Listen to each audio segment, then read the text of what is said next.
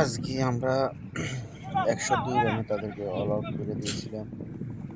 আমরা ব্যাটিং করতেছি, শুরু তো ভালোই খেলতেছে, বিনা উইকেটে কি সুন্দর একটা চার মেরেছে, ধরে ফেলেছে মনে হয়।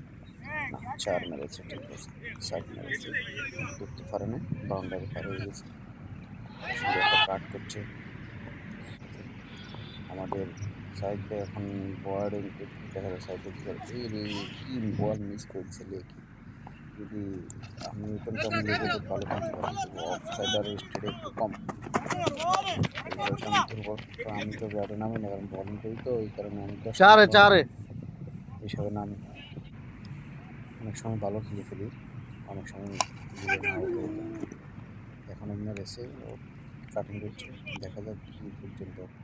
ওরা বলগুলো সুন্দর লুজ বল করে খাবার দিচ্ছে আমাদের ব্যাটসম্যানদের।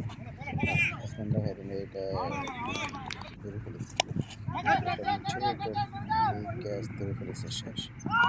4 হয়ে গেছে, 4 মিনিট 2 রান দিয়েছে, 2 রান এখন ক্যাচ আউট হয়ে গেছে, ক্যাচ 3 জন আউট হয়ে গেছে।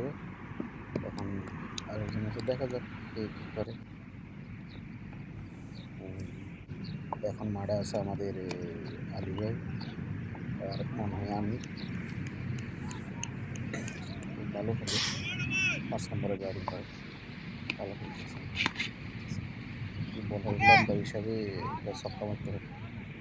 4 মেরেছে, 4। এই বলটা তো এই 2 রান বেশি মনে হয়। কি সুন্দর একটা লেগ সাইডে মারতেছে, সাইডে নিতে পারে।